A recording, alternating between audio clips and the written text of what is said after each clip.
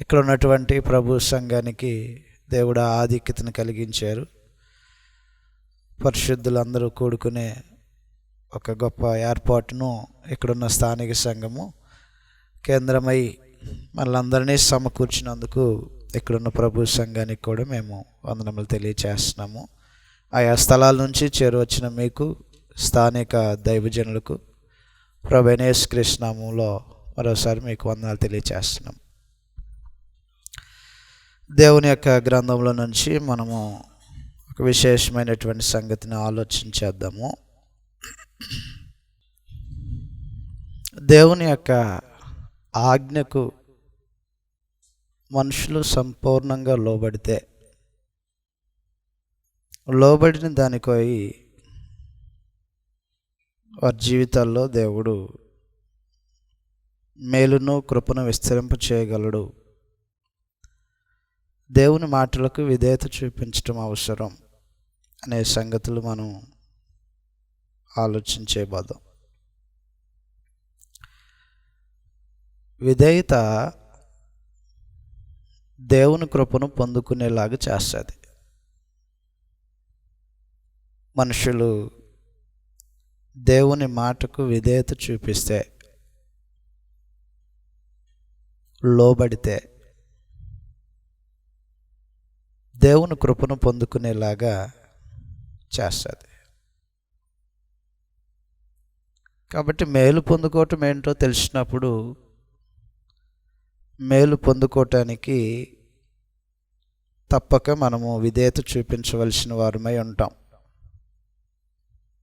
అలాగున దేవుని పట్ల విధేయత చూపించి దేవుని మాటకు లోబడి తన జీవితంలో దేవుని కృపను అనుభవించినటువంటి అనేకమైన జీవితాలు ఉన్నాయి గ్రంథంలో. మనము ఒకరి జీవితాన్ని గురించి చదివినప్పుడు ఆ సంగతులు మనకు అర్థమవుతూ ఉంటాయి. వాస్తవంగా క్రీస్తు యేసునందు క్రొత్త నిబంధన చేయబడింది. క్రీస్తు యేసునందు క్రొత్త నిబంధన చేయబడింది.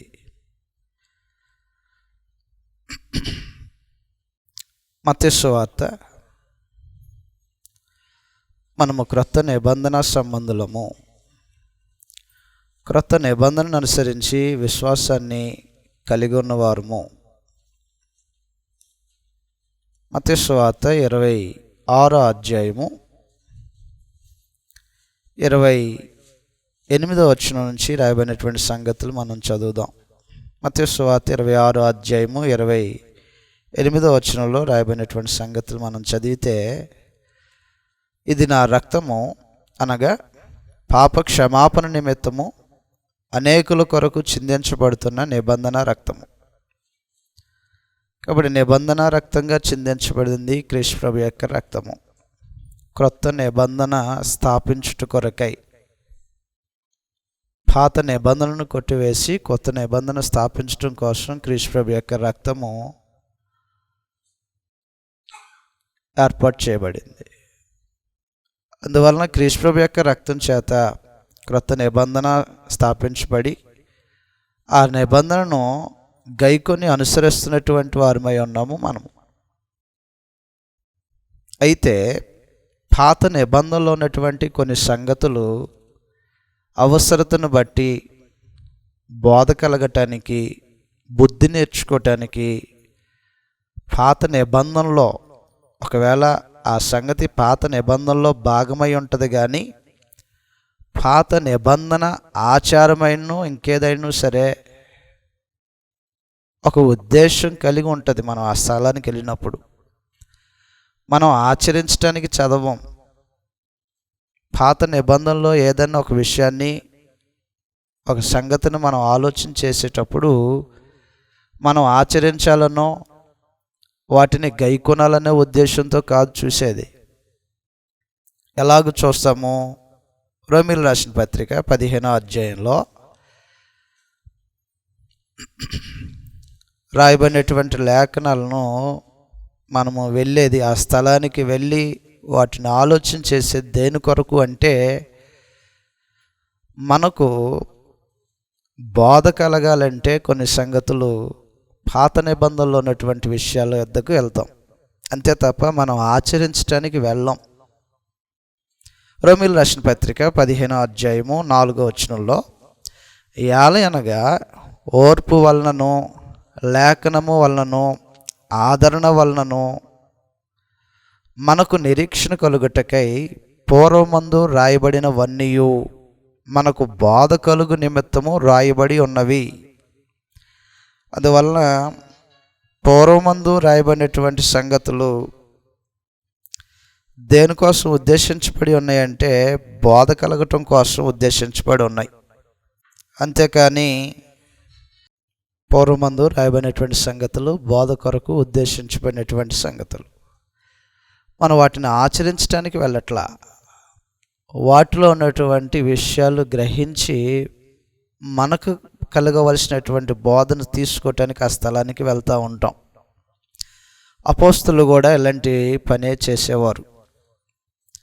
అపోస్తులు కూడా ఏం చేసేవారంటే పాత నిబంధనలో ఉన్నటువంటి ఏ విషయాన్నైనా మాట్లాడేటప్పుడు లేదా దేవుని వాక్యాన్ని ప్రకటన చేసేటప్పుడు దృష్టాంతములుగా వాటిని వినియోగించటం అనేది చేశారు. కొరింథీయులకు రాసిన మొదటి పత్రిక 2వ అధ్యాయంలో ఈ సంగతులు మనం చదువుతాం. కొరింథీయులకు రాసిన మొదటి పత్రిక 2వ అధ్యాయంలో 2వ అధ్యాయము 5వ వచనంలో రాయబడినటువంటి సంగతులు ఇవి. కొరింథీయులకు రాసిన మొదటి పత్రిక 2వ అధ్యాయం 5వ వచనంలో, మీ విశ్వాసము మనుషుల జ్ఞానమును ఆధారము చేసుకొనక దేవుని శక్తిని ఆధారము చేసుకుని ఉండవలనని నేను మాట్లాడినను సువార్త ప్రకటించినను జ్ఞానయుక్తమైన తీయని మాటలను వినియోగింపక పరిశుద్ధాత్మయు దేవుని శక్తియు కనపరచు దృష్టాంతములనే వినియోగించితిని. కాబట్టి దృష్టాంతములుగా వినియోగించటం కొరకు పాత నిబంధనలో ఉన్నటువంటి సంగతుల దగ్గరికి వెళ్తాం. అపోస్తలుడైన పౌలు తన యొక్క బోధలో ఎన్నో సంగతులు పాత నిబంధనలో ఉన్నటువంటి విషయాలను కోట్ చేసేవారు. కాబట్టి పాత నిబంధన మనం చదివినంత మాత్రాన, పాత నిబంధనలో ఉన్నటువంటి సంగతులు చూస్తున్నంత మాత్రాన మనము పాత నిబంధన సంబంధులు అవ్వం. తిమోతి రాసిన పత్రికలో మనం ఈ సంగతులు చూసినప్పుడు ఈ సంగతులు అర్థమవుతూ ఉంటాయి. తిమోతి రాసిన మొదటి పత్రిక 5వ అధ్యాయము 17వ వచనంలో, తిమోతి రాసిన మొదటి పత్రిక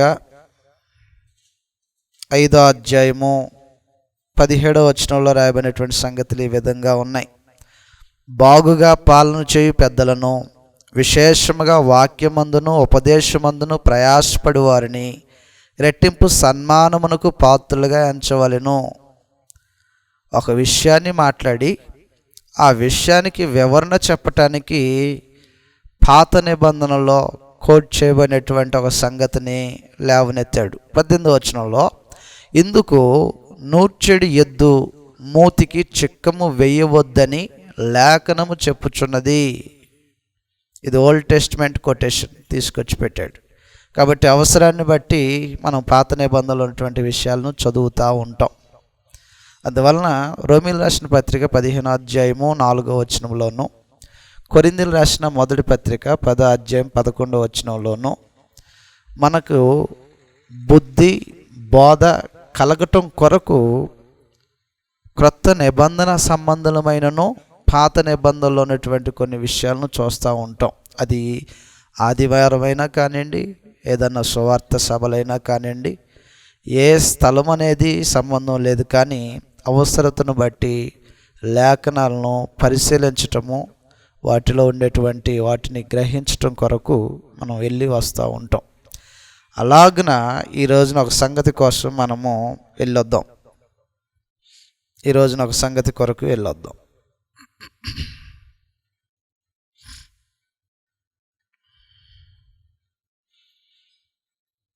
ఆహాబు కుమారుడైనటువంటి యెహోరాము ఏలుబడి చేస్తున్నటువంటి దినాలు అవి.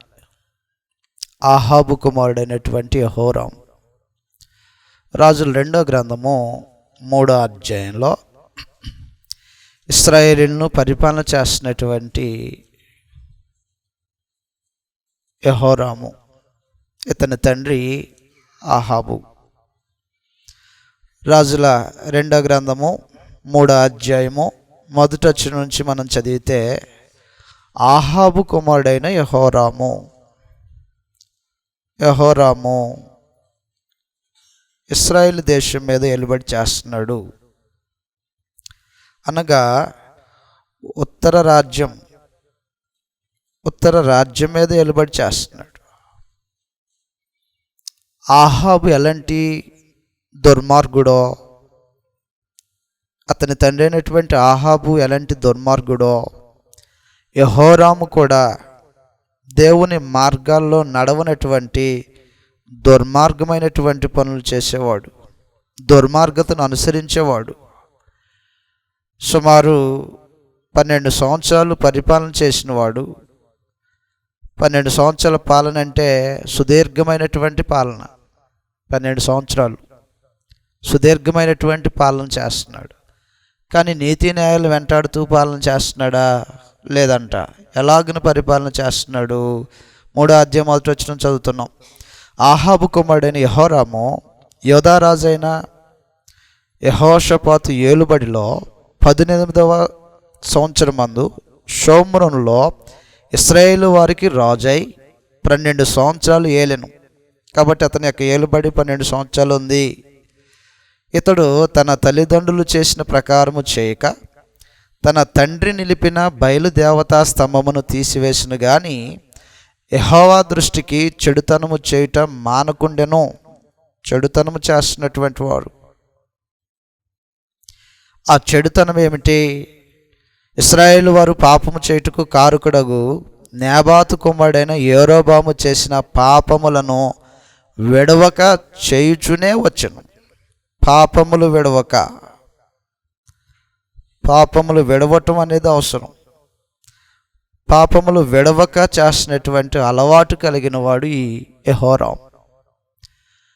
కాబట్టి దుర్మార్గత, చెడుతనము, పాపములను విడవకోకుండా బ్రతుకుతున్నటువంటి బ్రతుకు ఇశ్రాయేలును చీకటి పాలనగా, చీకటి రోజులుగా అవి తీర్చబడ్డాయి. రాజును బట్టి, రాజు యొక్క పాలన బట్టి. ఇంతటి దుర్మార్గమైనటువంటి పరిపాలన చేస్తుంటే పరమ తండ్రి ఏం చేస్తున్నాడు?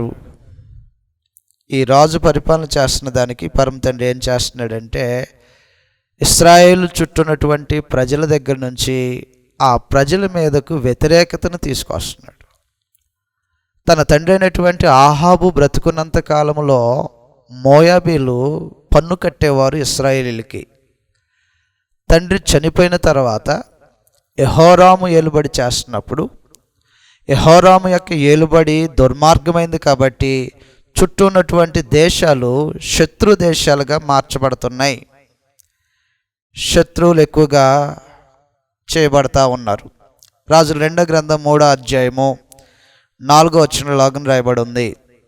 మోయాబు రాజైన మేష అనేకమైన మందలు గలవాడై 1,00,000 గొర్రె పిల్లలను, బొచ్చుగల 1,00,000 గొర్రె పొటేలను ఇశ్రాయేలు రాజునకు పన్నుగా ఇచ్చుచుండువాడు. పన్ను చెల్లించేవాడు అన్నమాట. ఎప్పుడు ఇది? ఆహాబు బ్రతుకున్న దినాల్లో పన్ను చెల్లించేవాడు. ఆహాబు చనిపోయిన తర్వాత యెహోరాము ఏలుబడి సాగించటం ప్రారంభించినప్పుడు మోయాబీలు తిరుగుబాటు చేయటం మొదలుపెట్టారు. అప్పటి వరకు పన్ను చెల్లించేటువంటి వారు తండ్రి చనిపోయిన తర్వాత యెహోరాము పరిపాలన చేస్తుంటే మోయాబు తిరుగుబాటు చేయటం, అనగా మేము ట్యాక్స్ కట్టమని ఎదురు తిరగటం అనేది చేశారు. ఇదే క్రమంలో దేవుడు ఇశ్రాయేలు మీదకు మరొక శత్రువును రేపాడు. సిరియనులు ఇశ్రాయేలు మీద మాటి మాటికి దాడి చేస్తూ వస్తున్నారు. కాబట్టి ఒక ప్రక్క మోయాబు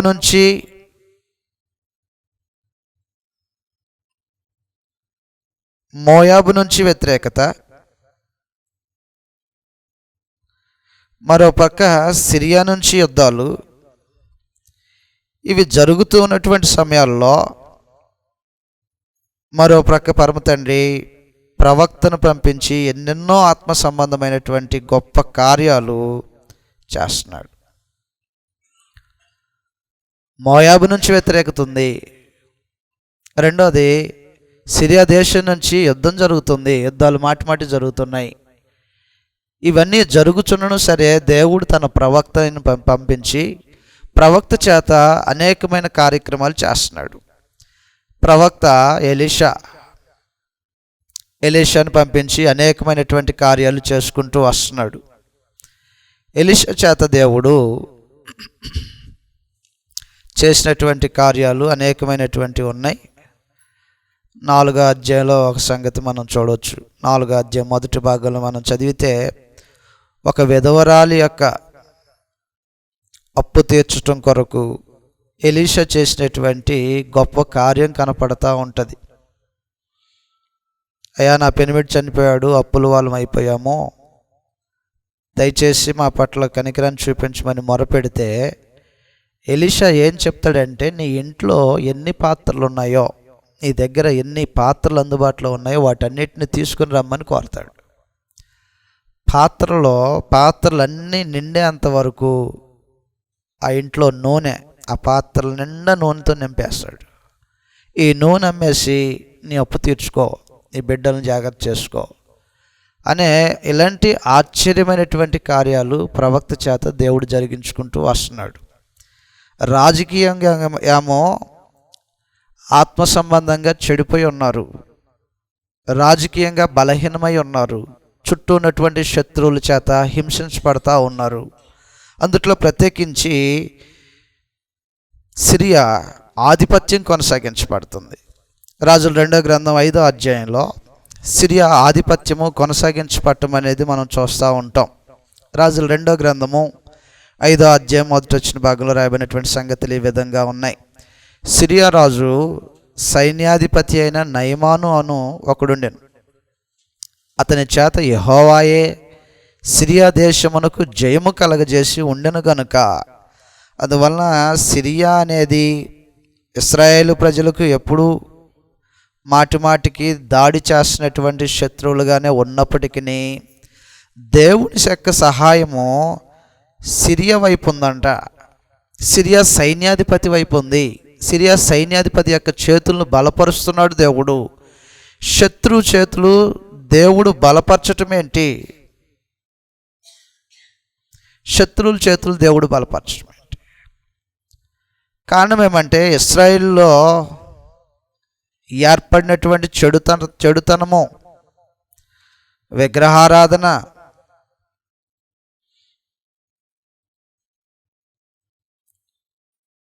యెరోబాము స్థాపించినటువంటి బయలుకు సంబంధించినటువంటి నడత, బయలు మార్గంలో బయలును సేవించుకుంటూ నడుస్తున్నటువంటి దానిని బట్టి దేవుడే ఇశ్రాయేలు మీదకు వచ్చేటువంటి శత్రువులను బలపరిచి దేవుడే వారికి జయాన్ని ఇస్తున్నాడంట.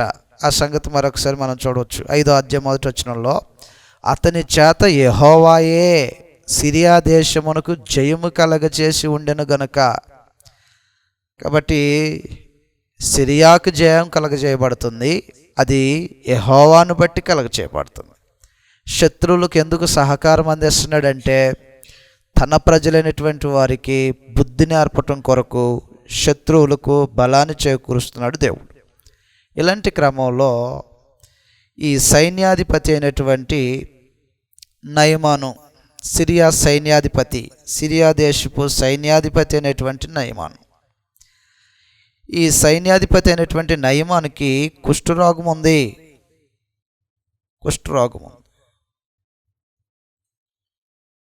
కుష్ఠరోగము నయం చేసుకోవటానికి ఒక చిన్నది సలహా చెప్తుంది.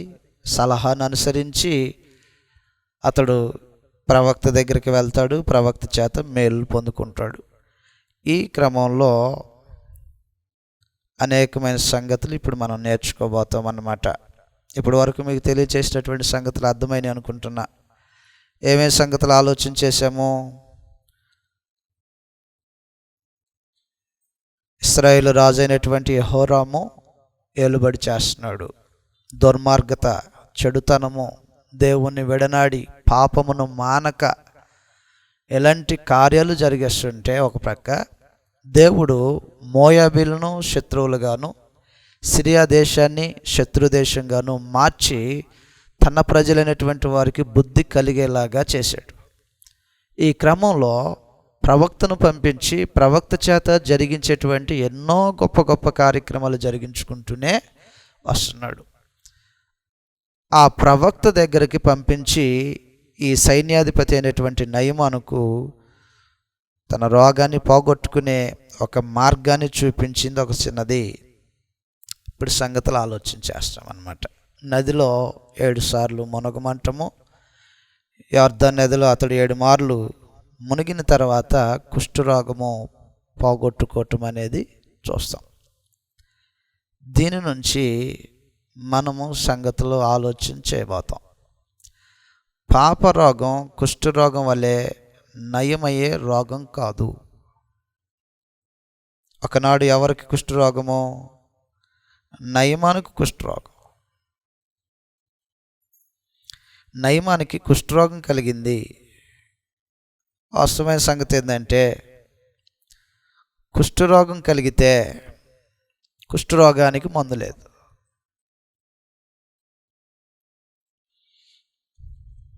ఎవరికైనా కుష్ఠరోగం వస్తే సమాజానికి వేరుగా కుష్ఠ ఏం చేస్తుంటుందంటే దేహాన్ని తినేస్తుంటుంది, చావుకు దగ్గర చేస్తూ ఉంటుంది. అందుట్లో ప్రత్యేకించి కుష్ఠరోగము అంటువ్యాధి, మందు లేదు. రోగం వచ్చిందంటే శిబిరానికి దూరంగా వెళ్ళిపోవాలి. సమాజంలో కలిసి ఉండటానికి వీలు లేదు.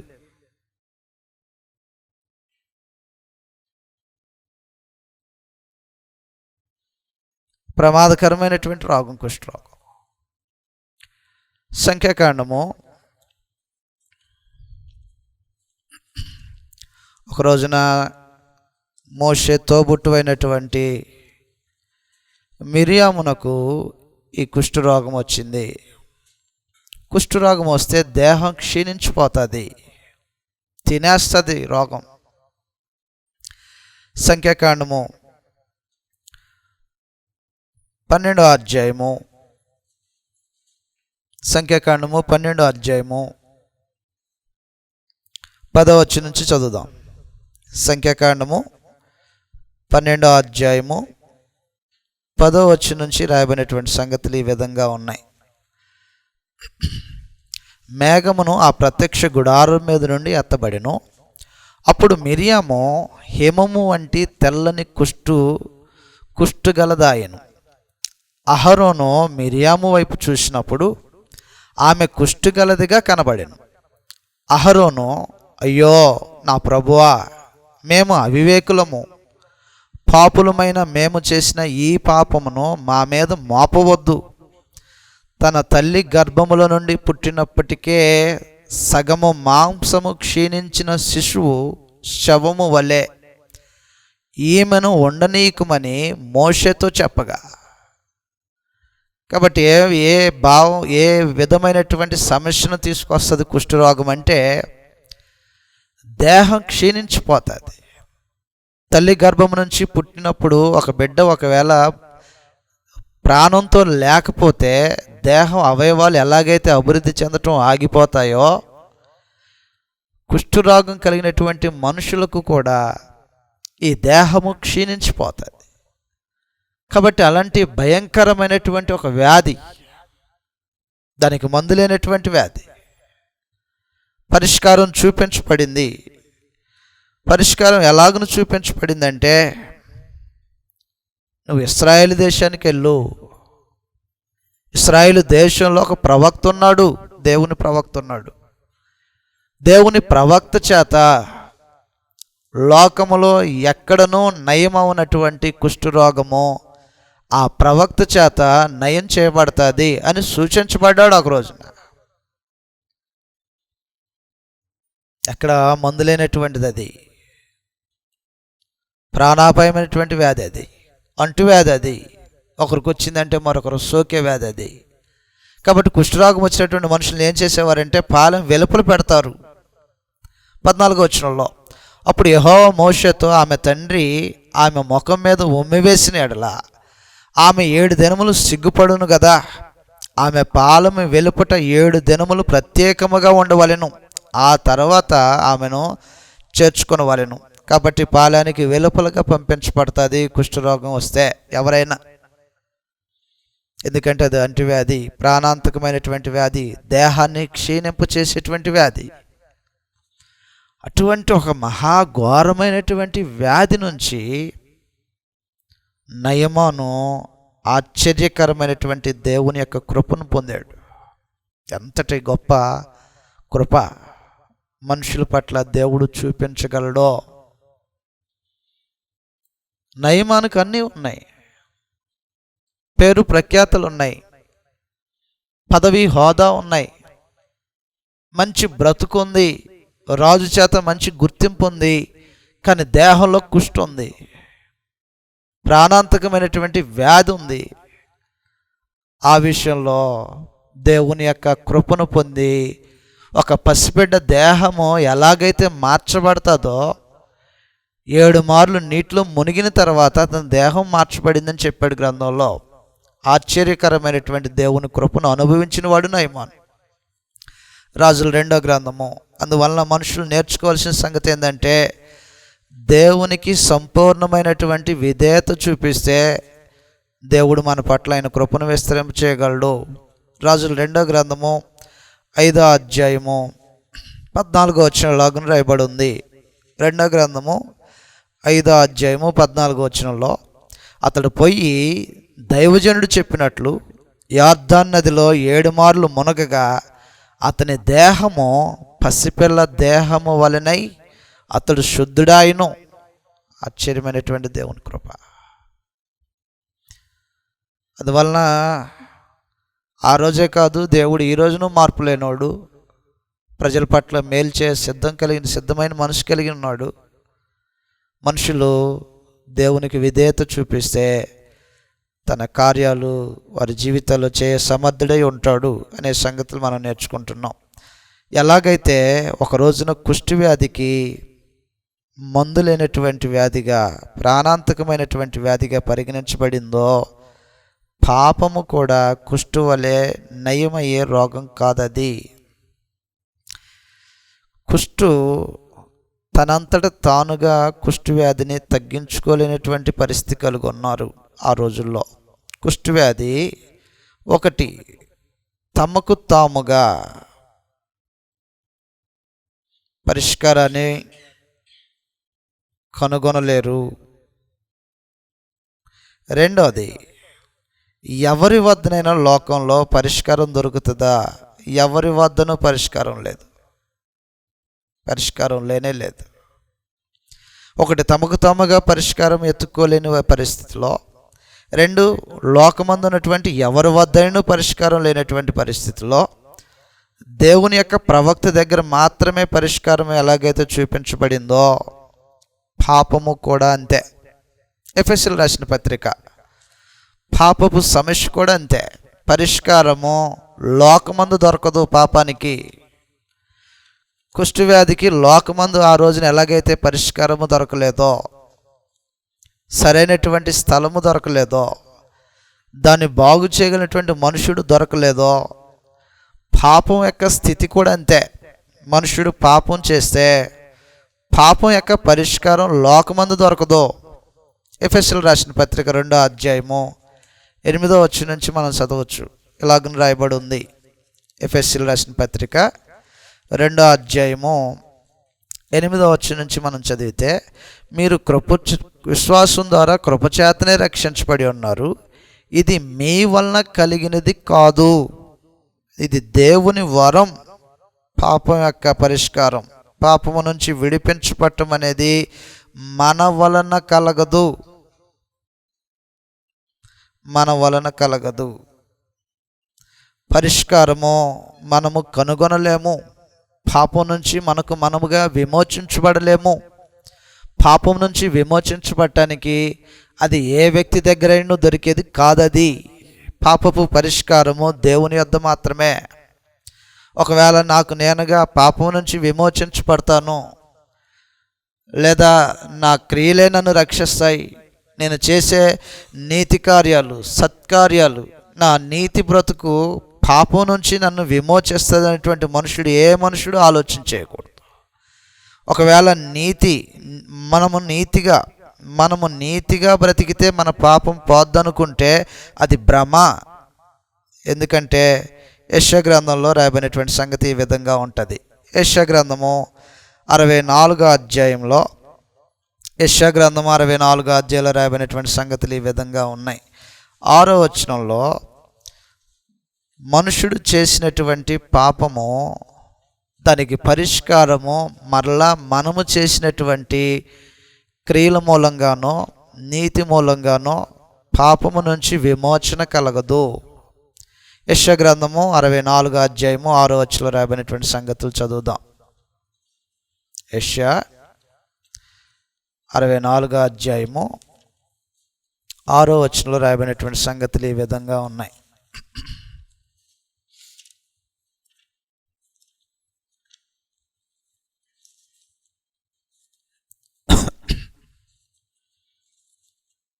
అధ్యాయం 6వ వచనంలో, మా నీతి క్రియలన్నీ మురికి గుడ్డ వలె నాయను, మేమందరం ఆకు వలె వాడిపోతిమి. అందువల్ల మనుషుడు తన నీతి క్రియలతో తాను చేసిన పాపం నుంచి విమోచించబడతాడు అనుకోవటం అనేది ఎన్నటికి వల్లపడదు. మన నీతి క్రియలు దేవుని దృష్టికి మురికి గుడ్డ వలె. మురికి గుడ్డ, శుభ్రపరచడానికి వీలు పడినటువంటి గుడ్డ, అశుభ్రమైనటువంటి గుడ్డ. కుష్ఠరోగం కలిగిన వాడిని ఏమనేవాళ్ళు అంటే ఆ రోజుల్లో పెదం కొరుక్కొని తల మీద ముసుకేసుకొని అపవిత్రుడు అపవిత్రుడు అపవిత్రుడని పలికేవారు. రోగం ఉన్నవాడు ఎలాగైతే అపవిత్రుడో, పాపం ఉన్నవాడు కూడా అలాగనే అపవిత్రుడు. కుష్ఠ రోగానికి ఎక్కడైతే పరిష్కారం లోకంలో దొరకలేదో, పాపానికి కూడా లోకంలో పరిష్కారం దొరకదు.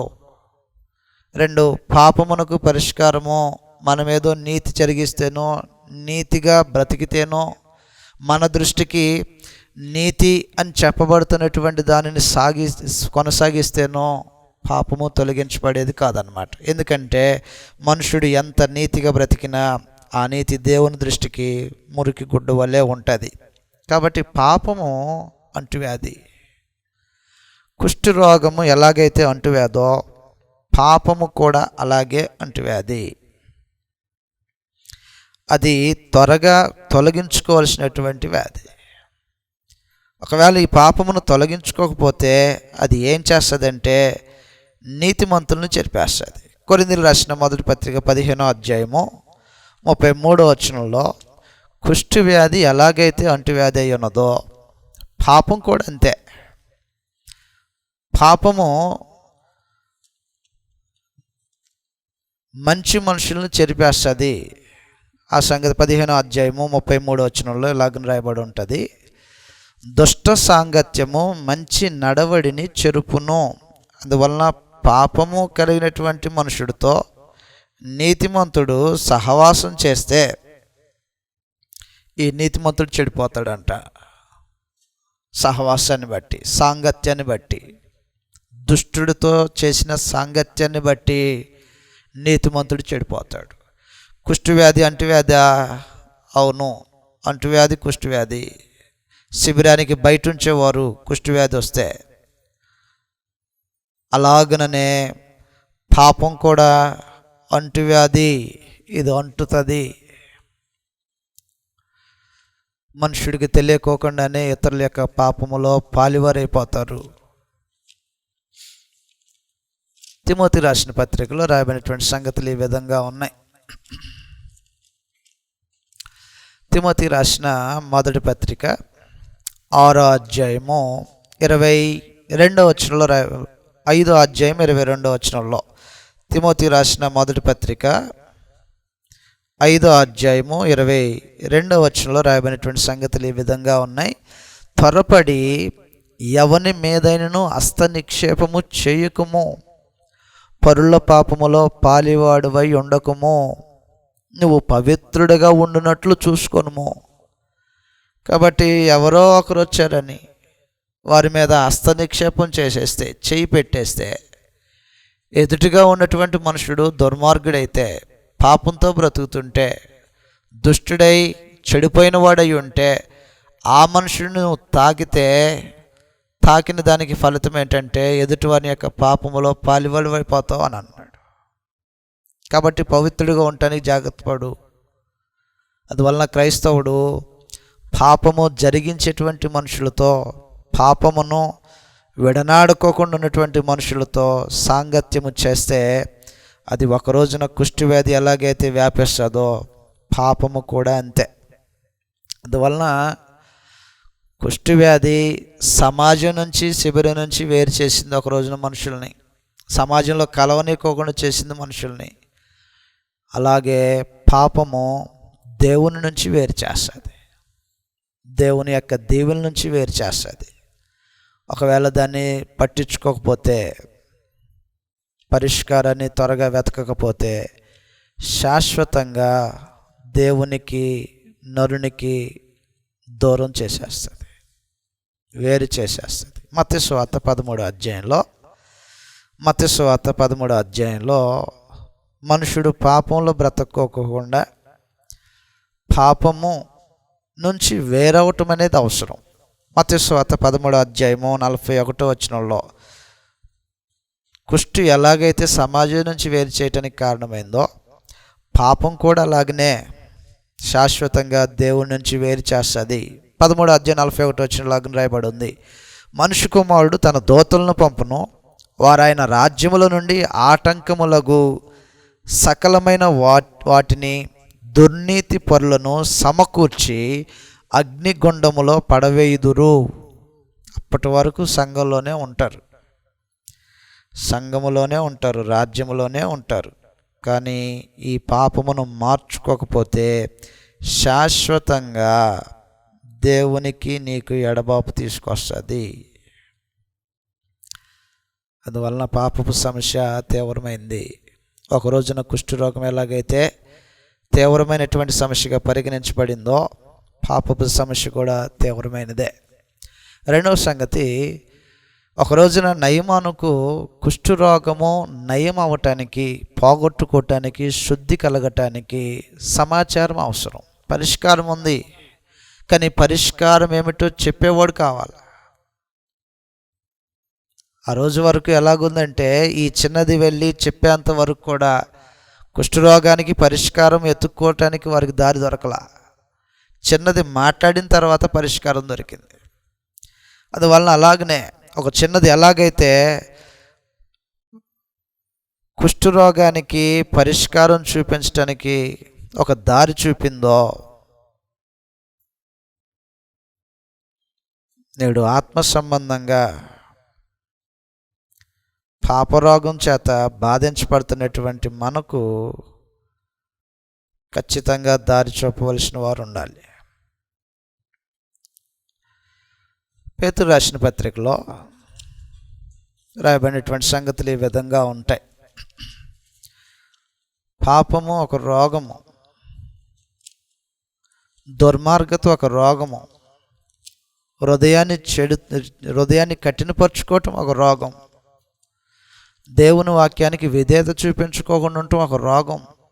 ఇలాంటి ఆత్మ సంబంధమైనటువంటి రోగముల కొరకు ప్రభువైన యేసు అప్పగించబడ్డాడు.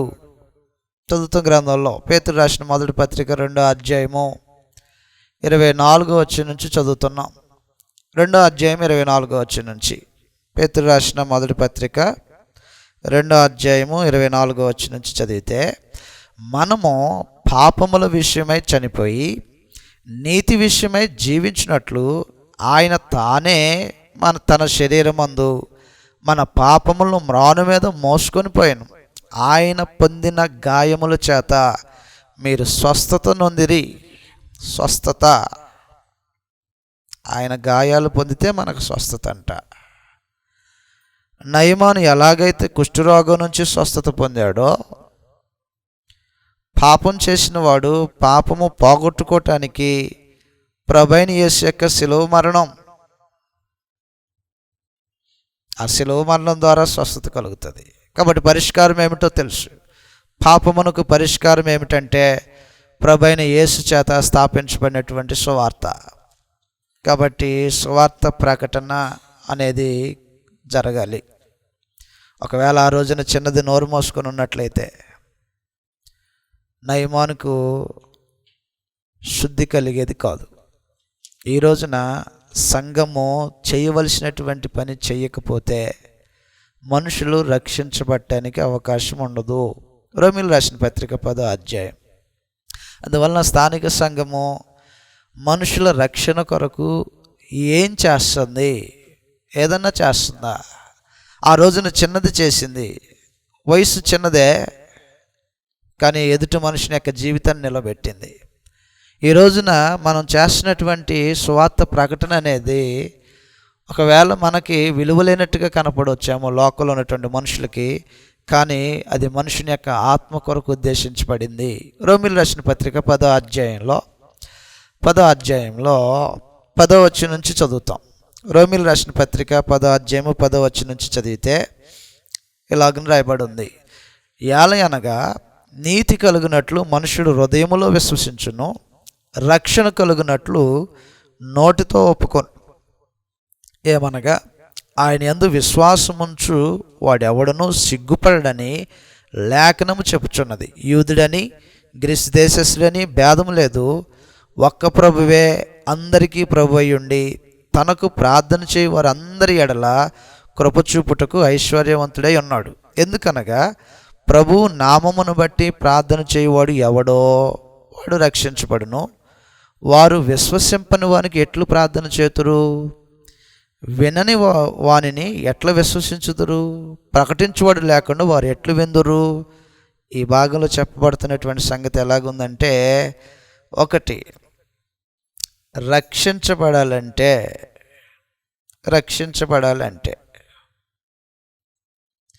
విశ్వాసం పుట్టాలా? విశ్వాసం పుట్టాలంటే ప్రకటించబడాలా? ప్రకటించబడాలంటే ప్రకటించబడటం కోసం పంపబడాలా? పంపబడాలంటే పంపేవారు ఉండాలా?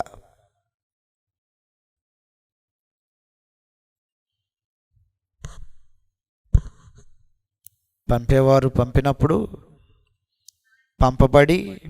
పంపబడిన వారు ప్రకటించి, ప్రకటన వలన మనుషుల విశ్వాసాన్ని పుట్టించి, విశ్వాసం కలిగిన వాడు ప్రార్థన చేస్తాడంట. అలా ప్రార్థన చేసిన వాడు రక్షించబడతాడు. కాబట్టి రక్షించబడాలంటే మనుషుడు ప్రార్థన చేయాలా? ప్రార్థన చేయాలంటే విశ్వాసం ఉండాలా? విశ్వాసం ఉండాలంటే మొదటిగా దేవుని యొక్క మాటలు వినని దానిని బట్టి విశ్వాసం కలుగుతుంది. విశ్వాసం కలగాలంటే మొట్టమొదటిగా ప్రకటించబడాలంటే పంపబడాలా.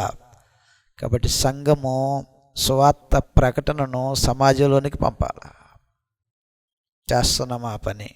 లేదంటే నలుగురం కూర్చొని మన వరకే చూసుకొని, మన వరకే మాట్లాడుకొని, మన వరకే ఇలా సాగించుకుంటూ పోతుంటే దేవుని యొక్క జ్ఞానము బయటికి వెల్లడవదు. ఆత్మల రక్షణ కొరకు మనం ఏం పెద్దగా పాటు పడుతున్నటువంటి వారముగా ఉండము. ఒక రోజున ఆ చిన్నది చేసినటువంటి ఒక పని ఒక మనుషుని యొక్క జీవితాన్ని నిలబెట్టినట్టుగా ఈ రోజున మనం చేసే పని ప్రభువైన యేసు ప్రత్యక్షమైనప్పుడు ఆత్మల రక్షణ పొందుతాయి. ఆ ఘనత, ఆ ఆధిక్యత దేవుడు మనకు అనుగ్రహిస్తూ ఉంటుంటాడు. మూడో సంగతి, సమస్య పరిష్కారము ప్రవక్త దగ్గర, రాజు దగ్గర కాదు. నయమానుకు చిన్నది సూచించినటువంటి సూచన ఏంటంటే, మా దేశంలో ఒక ప్రవక్త ఉన్నాడు అన్నది, కానీ మా దేశంలో ఒక రాజు ఉన్నాడని చెప్పలా. ఈరోజు నా లోకానికి ఈ సంగతులు అర్థం అవట్లా.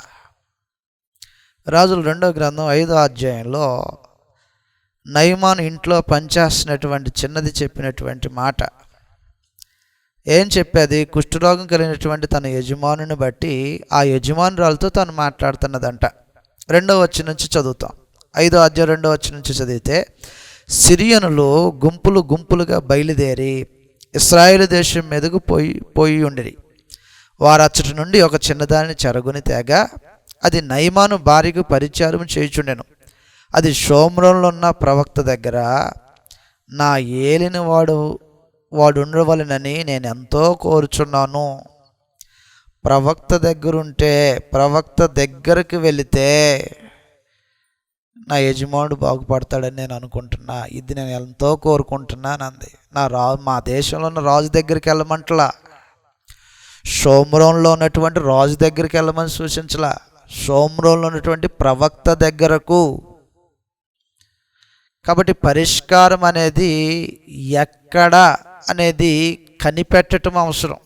ఎక్కడంటే అక్కడ దొరకదు, అది ఎలాగంటే అలాగ దొరకదు. అది రాజు దగ్గరికి వెళ్తే ఏం దొరుకుతుంది?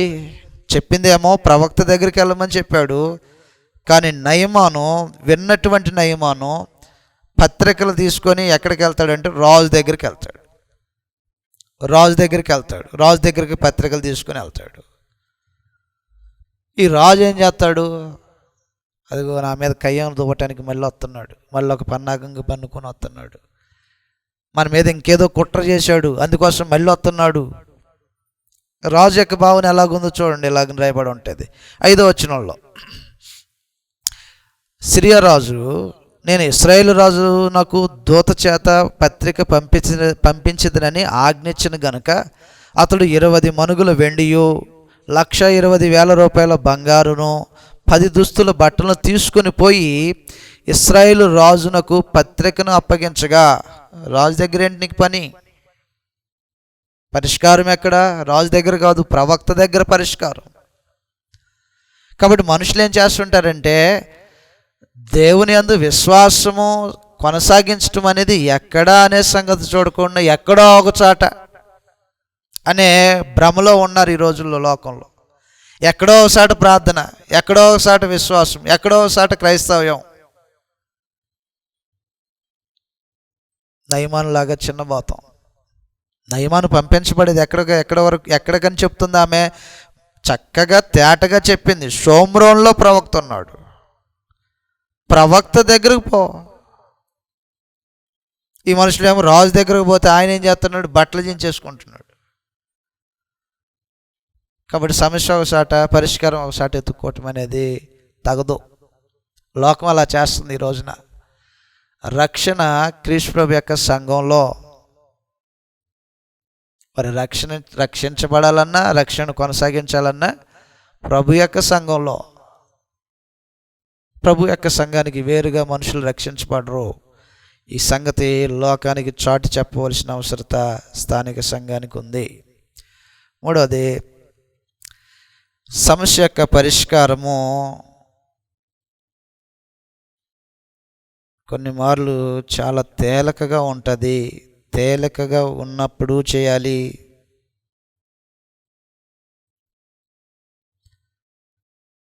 కష్టంగా కఠినంగా ఉన్నప్పుడు చేయాలి. పరిష్కారం అదే. కొన్ని మార్లు ఎలాగుంటుంది? చాలా తేలికగా ఉంటుంది పరిష్కారం, సమస్య యొక్క పరిష్కారం. కుష్ఠరోగం ఉంది నయమానికి, 7 మార్లు యార్దాను నదిలో మునగమన్నాడు. పెద్ద ఇబ్బంది అది? తేలికైన పనేనా? నదిలోకి వెళ్ళి 7 సార్లు మునగటం ఏముంది అందుట్లో ఇబ్బంది? భారమైన పని అది, చాలా తేలికైనటువంటి పని అది. కొన్ని మార్లు హృదయము కనీసం అంగీకరించినంత కఠినమైనటువంటి పరిష్కారం కూడా ఉండిద్ది. సమస్యను బట్టి పరిష్కారం చూపిస్తాడు దేవుడు. కొన్ని మార్లు సమస్యకు పరిష్కారము తేలికగా ఉంటే తేలికగా ఉన్నదాన్ని చేయాలి. కొన్ని మార్లు సమస్య అత్యంత కఠినంగా ఉంటుంది, అది కూడా చేయాలి. తేలికగా ఉన్న దానిని, సులువైన దానిని మాత్రమే చేయటము, కఠినమైన దాన్ని తిరస్కరించడం అనేది దేవుడు అంగీకరించేది కాదనమాట. ఎజ్రా గ్రంథం 9వ అధ్యాయంలో ఒక సంగతిని గురించి మాట్లాడాడు. ఎజ్రా గ్రంథం 9వ అధ్యాయం మరో సంగతి గురించి ఆలోచన చేసి మనం ముగించేపోతున్నాం అనమాట. ఎజ్రా గ్రంథం 9వ అధ్యాయంలో సమస్యకు పరిష్కారము దేవుడు ఏది చూపిస్తే అది తేలికగా ఉన్న మనుషుడు దాన్ని జరిగించాలి, అత్యంత కఠినంగా ఉన్న ఖచ్చితంగా మనుషుడు దాన్ని జరిగించాలి. అప్పుడే సమస్యకు పరిష్కారం దొరుకుతుంది. ఎజ్రా గ్రంథంలో 9వ అధ్యాయంలో జరుగుతున్నటువంటి సంగతి ఏంటంటే, చెర నుండి వచ్చిన తర్వాత బబులోను చెర నుండి వచ్చిన తర్వాత వచ్చిన వారిలో అనేకులు ఏం చేశారంటే అన్యజనులైనటువంటి వారితో వివాహం చేసుకున్నారు. అన్యజనులను వివాహం చేసుకున్నారు. అన్యజనులతో వివాహం చేసుకోవటం అనేది ధర్మశాస్త్రం అంగీకరించదు. ద్వితీయోపదేశకాండము 7వ అధ్యాయం 3వ వచనం నుంచి మనం చదివితే అన్యజనులను వివాహం చేసుకోవటం అనేది ధర్మశాస్త్రం అంగీకరించదు. కాబట్టి వీళ్ళు వివాహం చేసుకుని ఉన్నారు. ఇలాగని వివాహం చేసుకుంటే ఇశ్రాయేల్ యొక్క ప్రజలందరూ అపవిత్రులుగా భావించబడతారు ధర్మశాస్త్రాన్ని బట్టి. ఇది ఆనాడు ఉన్నటువంటి చట్టంలో ఉన్నటువంటి నియమాన్ని బట్టి చెప్తున్నాడు అనమాట. అన్యజనులు వివాహం చేసుకొని తాము అపవిత్రపరుచుకుంటే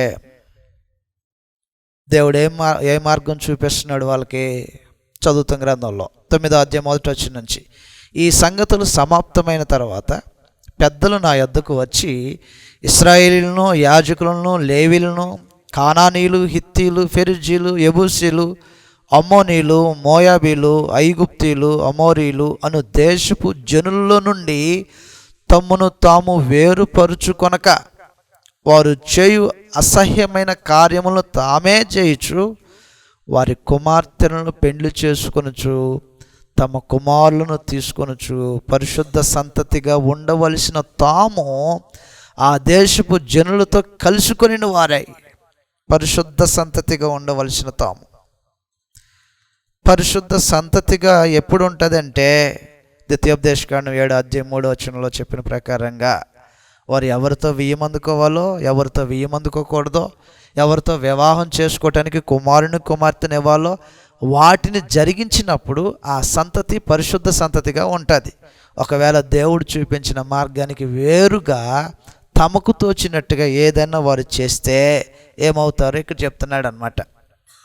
2వ వచనంలో వారి కుమార్తెను పెళ్లి చేసుకొనుచు తమ కుమారులకును తీసుకొనుచు పరిశుద్ధ సంతతిగా ఉండవలసిన తాము ఆ దేశపు జనులతో కలుసుకుని వారై ఈ అపరాధము చేసిన వారిలో పెద్దలను, అధికారులను నిజముగా ముఖ్యులై ఉండిరని చెప్పిరి. వాళ్ళేదో తెలిసి తెలియనులు చేసుకోవాలి. ఈ పని తెలిసి తెలియనులు చేసిన పని కాదు ఇది.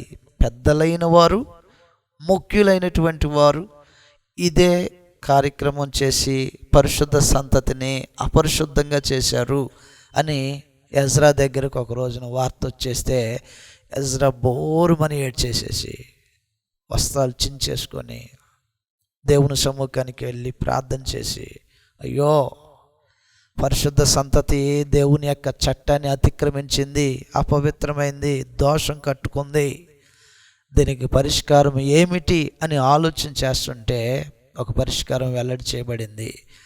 వారు వివాహం చేసుకున్నారు, బిడ్డలను కలిగి ఉన్నారు. ఇలాంటి పరిస్థితుల్లో ఇప్పుడు వీళ్ళని ఏం చేయాలా? ఒకవేళ వాళ్ళకి ఏదైనా ఒక సూచన ఏం చేయాలంటే, ఒక 7 రోజులు మీరు పరిశుద్ధంగా ఉండటానికి పలానా పని చేయాలా. కుష్ఠరోగం పోగొట్టుకోవటానికి మిరియాం ఎలాగైతే పాలానికి వెలుపలకి 7 రోజులు ఉంటే ఆమె రోగం తగ్గుతుంది అన్నట్టుగా ఒక 7 రోజులు మీరు ఇలాగ ఇచ్చేయాలి అంటే బాగుండేదేమో. కానీ ఇది 7 రోజులు చేసేటువంటి పని ద్వారా ఈ పరిశుద్ధ సంతతి అనేది మరలా స్థాపించబడదంట. ఎలాగ మరి చదువుతాం, ఏం చేస్తున్నాడు? 10వ అధ్యాయం 1వ వచనంలో ఎజ్రా ఏడ్చుచు దేవుని మందిరం ఎదుట సాష్టాంగపడుచు పాపమును ఒప్పుకొని ప్రార్థన చేసెను. ఇశ్రాయేలులో పురుషులు, స్త్రీలు, చిన్నవారు మిక్కిలి గొప్ప సమూహముగా అతని ఎదుగు కూడి వచ్చి బహుగా ఏడవగా, మేము తప్పిదం చేశాం, పొరపాటు జరిగిపోయింది, వివాహాలు అనేది అన్యజనులతో వివాహం చేసుకున్నాము అని ఎజ్రా ఏడుతున్నాడు. ఎజ్రాతో పాటు చేరొచ్చినటువంటి గొప్ప సమూహం అందరూ ఏడుతున్నారు. ఏడుపు పరిష్కారం అవుతుందా? ఏం చూపించబోతున్నాడు? 2వ వచనంలో, ఏలాము కుమారులో ఒకడగు యెహీయేలు కుమారుడైన షకన్య ఎజ్రాతో ఎట్లనెను, మేము దేశమందుండు అన్య జనములలోని స్త్రీలను పెండ్లు చేసుకొని మా దేవుని దృష్టికి పాపము చేసితిమి. అయితే ఈ విషయంలో ఇశ్రాయేలీయులు తమ నడవడి దిద్దుకొందురను నిరీక్షణ కద్దు. దిద్దుకుంటారు. మేము పాపం చేసిన మాట వాస్తవమే. ఒక లేచి మాట్లాడుతున్నాడంట, అయ్యా మేము పాపం చేసాం, అయితే పాపాన్ని కూడా దిద్దుకుంటాం. ఎలా దిద్దుకుంటారు? వివాహం చేసుకున్నారు, బిడ్డలు కలిగారు, ఒక కుటుంబం అయింది, వారితో బాంధవ్యం ఉంది. అండ్ వివాహం చేసుకున్న తర్వాత భార్య భర్తకి ఎలాంటి బాంధవ్యం ఉంటుంది, భార్య బిడ్డలకు ఎలాంటి బాంధవ్యం ఉంటుంది, ఒక తండ్రికి తన బిడ్డల మీద ఎలాంటి బాంధవ్యం ఉంటుంది. ఇప్పుడు ఈ బంధాన్ని ఏం చేయాలి? ఒకవేళ వదిలేసేయండి మీ భార్యనన్నా, వదిలేసేయండి మీ బిడ్డలనన్నా. ఎందుకంటే మీరు పరిశుద్ధ సంతతిగా ఉండవలసిన వారు వేరే వాళ్ళని చేసేసుకున్నారు, మీకు తోచిన వాళ్ళు చేసుకున్నారు. నేను ఏదైతే ధర్మశాస్త్రంలో వద్దని చెప్పానో ఆ సంతతితో మీరు కలిసిపోయారు కాబట్టి ఉన్న ఫలానా వదిలేయటమే పరిష్కారం అన్నాడు అనుకో, అసలు ఎవరైనా ఒప్పుకుంటారా? అండ్ జరిగింది ఏదో జరిగిపోయింది, కానీ ఇంత కఠినమైన మాటలు చెప్తే మాత్రం అస్సలు. అవసరమైతే ఇంత కఠినమైన మాటలు చెప్పేటప్పుడు కొన్నిసార్లు పళ్ళు నమిలేసి పళ్ళు నూరేసి అవసరమైతే చంపేస్తారు ఈ మాటలు చెప్పినోడిని. చంపుతారా లేదా? భార్యను వదిలేయాలంట, బిడ్డలను వదిలేయాలంట. చెర నుంచి వచ్చిన తర్వాత పరిష్కారం చూస్తున్నారు. చెర నుంచి వచ్చిన తర్వాత వారి సమస్య ఏంటో, ఆ సమస్యకు పరిష్కారం ఏంటో చెప్పడానికి ఒక ఆయన నిలబడ్డాడు. అయ్యా మేము పాపం చేసిన మాట వాస్తవమే, దాన్ని దిద్దుకోవటానికి కూడా మేము ఏం చేస్తాము? ఏం చేస్తాడు? 3వ వచనంలో, కాబట్టి ఈ పని ధర్మశాస్త్రానుసారముగా జరుగునట్లు ఏలిన వాడివైన నీ యోచనను బట్టి, దైవాజ్ఞకు భయపడు వారి యోచనను బట్టి పరిష్కారం ఎలాగ జరగాల? దైవాజ్ఞకు భయపడి పరిష్కారం జరగాల. ఎవడికో భయపడి కాదు, దేనికో లొగ్గి కాదు. మనుషుడు భయపడాల్సింది దేనికోసం అంటే దైవాజ్ఞకు.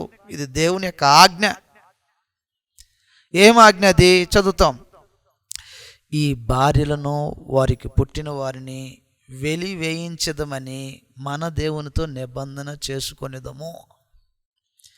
గట్స్ ఉండాలి ఈ మాట మాట్లాడాలంటే. ఎవరిని వెళ్ళేసేది?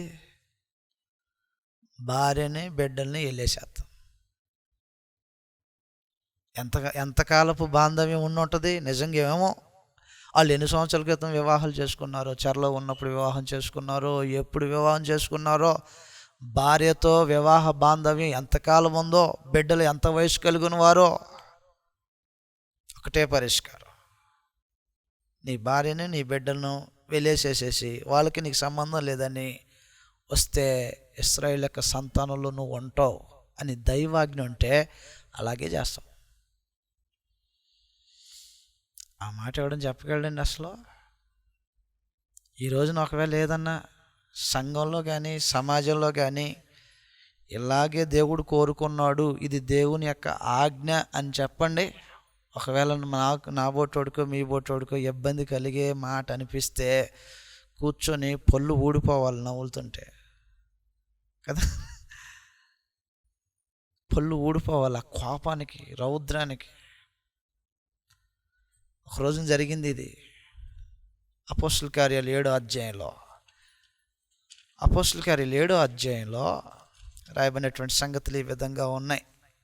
ఒక రోజున దేవుని యొక్క మాటలు చెప్పినప్పుడు అక్కడ ఉన్నటువంటి సమాజము, అందువలన దయతో నేనేం తెలియచేస్తున్నానంటే, భవిష్యత్తులో ప్రతి స్థలంలో మహాదేవుని దయని బట్టి ఇక్కడ అసలు చక్కగా కార్యక్రమాలు జరుగుతాయి. దానికి సహకరించి పెద్దవారు ఉన్నారు, స్థానిక సంఘం ఉంది.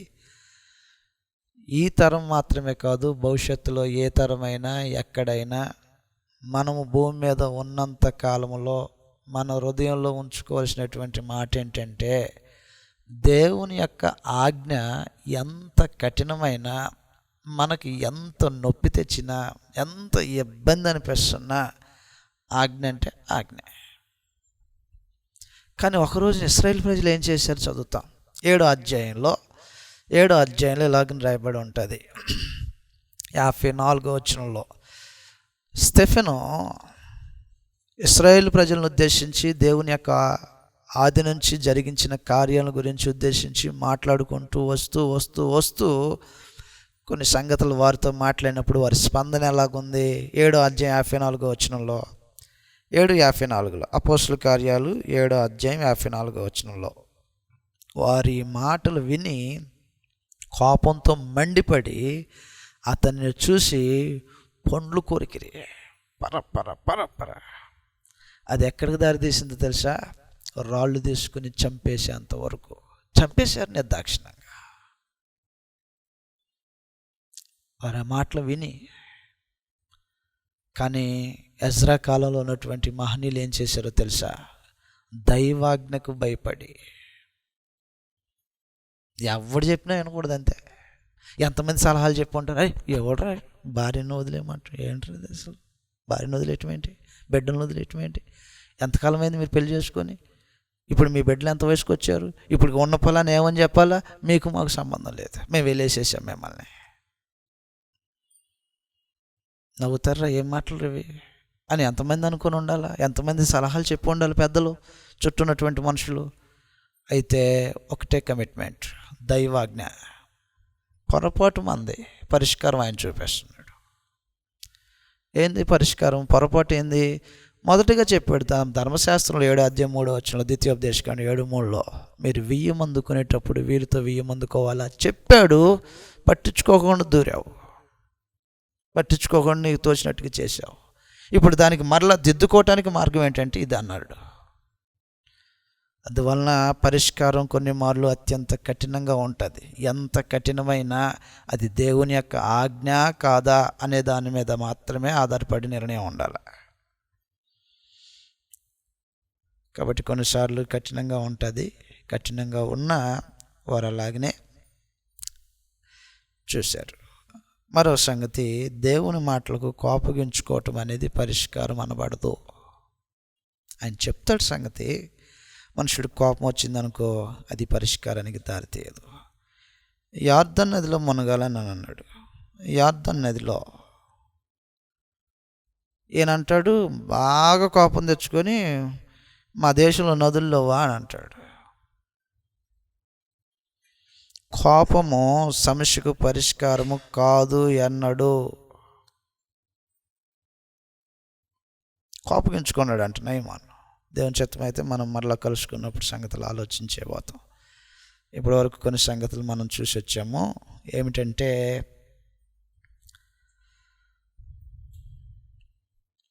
విధేయత మనుషులకు దేవుని కృపను అనుభవించేలాగా చేస్తుంది. మనుషులు దేవుని కృపను అనుభవించేలాగా చేస్తుంది. విధేయత చూపించాలి దేవునికి. ఆయన ఏం చెప్తే అది చేయాలి, చేసే మనసు ఉండాలి. కాబట్టి అనేకమైన సంగతులు ఈ క్రమంలో ఆలోచన చేసుకుంటూ వచ్చాం. ఏమిటంటే యెహోరాము అని చెప్పబడుతున్నటువంటి ఆహాబు కుమారుని యొక్క కాలంలో దుర్మార్గ పాలన, దుష్టత్వము, చెడుతనము, విగ్రహారాధన, బయలుకు సంబంధించినటువంటి ఆచార కార్యాలు జరుగుతుంటే ఒక ప్రక్క దేవుడు ఏం చేసుకుంటూ వచ్చాడంటే శత్రువులుగా మార్చడం మొదలుపెట్టాడు. మోయాబీలను, సిరియా దేశస్తులను శత్రువులుగా మారుస్తున్నాడు. మరొక ప్రక్క తన ప్రవక్తను నిలబెట్టి ఆశ్చర్యమైనటువంటి కార్యాలు చేయించుకుంటూ వస్తున్నాడు. విషపూరితమైనటువంటి నీటిని త్రాగునీరుగా మార్చినటువంటి వాడు ఎలీషా. పేద విధవరాలు వచ్చి నా భర్త చనిపోయాడు, నా బిడ్డల పరిస్థితి ఎలాగ ఉంది, ఎవడో డబ్బులు కట్టాలంటే వాడు వచ్చి నా బిడ్డలను తోలుకొని పోతాను అంటున్నాడు. అంటే నీ ఇంట్లో ఏమున్నాయో పాత్రలు తెచ్చుకో, పాత్రలు మొత్తం నింపేసేసాడు నూనెతో. శూన్యమీరాలు ఉంది, బిడ్డలు లేని పరిస్థితి. నీకు బిడ్డ పుడతాడని చెప్పాడు, బిడ్డ పుట్టాడు. ఆ బిడ్డ చచ్చిపోతే మరలా తిరిగి బ్రతికించాడు. ఇలాంటి ఆశ్చర్యమైన కార్యక్రమాలు ఎలీషా ప్రవక్త చేత ఒక ప్రక్క జరిగించుకుంటూ వస్తున్న క్రమంలో వెలువడినటువంటి ఒక సంగతి, పరాక్రమశాలి అయినటువంటి సిరియా దేశపు సైన్యాధిపతి అయినటువంటి వాడు నయమాను కుష్ఠరోగం ఉంది. రోగము తగ్గటానికి పరిష్కారం చూపించబడింది ఒక చిన్నదాన్ని బట్టి. చిన్నది చెప్పింది, రాజు దగ్గర కాదు ప్రవక్త దగ్గరికి వెళ్ళమని చెప్పింది. వెళ్ళాడు, సమస్యకు పరిష్కారాన్ని కనుగొన్నాడు. దేవుని యొక్క ఆశ్చర్యమైన కృప. పసిబిడ్డ దేహం ఎలాగుంటుందో అలాగా దేవుడు కృప చూపించి పంపించాడు. అతని జీవితం నుంచి మనం ఆలోచన చేసిన సంగతి ఏంటంటే, కుష్ఠవ్యాధి ఎలాగైతే ప్రాణాంతకమైనది అంటువ్యాధి కలదో, పాపం కూడా అంతే, పాపపు సమస్య కూడా అంతే. ఇది లోకంలో దొరకదు. కుష్ఠవ్యాధికి ఎలాగైతే లోకంలో ఎక్కడనూ పరిష్కారం దొరకలేదో, కేవలం దేవుని యొద్ద దేవుని యొక్క ప్రవక్త దగ్గర మాత్రమే పరిష్కారం దొరికిందో, పాపపు సమస్యకు కూడా పరిష్కారము కేవలం దేవుని యందు, దేవుడు ఏర్పాటు చేసిన మార్గమునందు. అంతే తప్ప మనం ఏదో నీతి చేస్తేనో, నీతిగా బ్రతికితేనో, మన దృష్టికి మనమే గొప్ప కార్యక్రమాలు చేసిన దాన్ని బట్టో ఒకవేళ మనము నీతిమంతులుగా తీర్చబడతామని అనుకోవటం అనేది భ్రమ. మురికి గుడ్డల్లాగా ఉంటాయి. నువ్వు ఎంత నీతికైనా బ్రతుకు, దేవుని ఎదుట మన నీతి కార్యాలు, క్రియలు మురికి గుడ్డల్లాగా ఉంటాయి. కాబట్టి పరిష్కారం ఏంటి? ఆయనే చూపించాలి, క్రీస్తు యేసునందు. రెండవది, అలాంటి పాపంతో బ్రతుకుతూ కుష్ఠరోగం వచ్చిన వాడు సమాజానికి ఎలాగైతే దూరంగా వెలివేయబడ్డాడో, పాపంతో ఉండేవాడు దేవునికి దూరంగా ఉంటాడు. అలాంటి మనుషుల పట్ల సంఘము బాధ్యతాయుతంగా ఒక చిన్నది ఎలాగైతే పరిష్కారం చూపించిందో, ఆత్మల రక్షణ కొరకు పరిష్కారము చూపించడం కోసం సువార్త ప్రకటన అనేది అవసరం. సంఘము అది చేయవలసిందై ఉంటుంది. ఈ క్రమంలో ఎన్నెన్నో సంగతులు మనం ఆలోచన చేసుకుంటూ వచ్చాము. కాబట్టి దేవుడు మన సమస్యకి ఏదైనా పరిష్కారం చూపించినప్పుడు అది కొన్ని మార్లు తేలికగా ఉంటుంది, కొన్ని మార్లు అత్యంత కఠినంగా కూడా ఉంటుంది. తేలికగా ఉన్నదాన్ని చేయాలి, కఠినంగా ఉన్నదాన్ని కూడా చేయాలి. అలాగను చేసి తమ నీతిని కాపాడుకున్నటువంటి వారు, తమ పరిశుద్ధతను కాపాడుకున్నటువంటి వారు ఆనాడు ఉన్నటువంటి ఎజ్రా కాలపు జనులు. ఎలాగైతే ఒక అన్యజనుడైనటువంటి నయమాను దేవుని మాటకు లోబడ్డాడో, 7 సార్లు అన్నాడు, 7 సార్లు మునిగాడు, 7 సార్లు మునిగాడు. అలాగనే దేవుడు ఏం చెప్తే అది చేస్తే సంపూర్ణమైనటువంటి విధేయత చూపించిన వారమై దేవుని కృపను మనం పొందుకుంటాం. అలాగన పాపంలో బ్రతకొద్దు, పాపానికి వేరుగా బ్రతకండి. పాపానికి పరిష్కారము మన నీతి క్రియలై ఉండవు. దేవుడు ఏది చూపిస్తే అది పరిష్కారమై ఉంటుంది. ఆ పరిష్కారం ఏంటో మనము ఎరిగిన వారము కాబట్టి పాపంతో జోలి కట్టుకోకుండా నీతిని కాపాడుకుంటూ దేవుడు అనుగ్రహించిన రక్షణ కొనసాగించి మరింతగా దేవుని యొక్క కృపకు మీరు పాత్రలు అవ్వాలని మేము కోరుకుంటూ ముగించేస్తున్నాను. అందరికీ వందనాలు.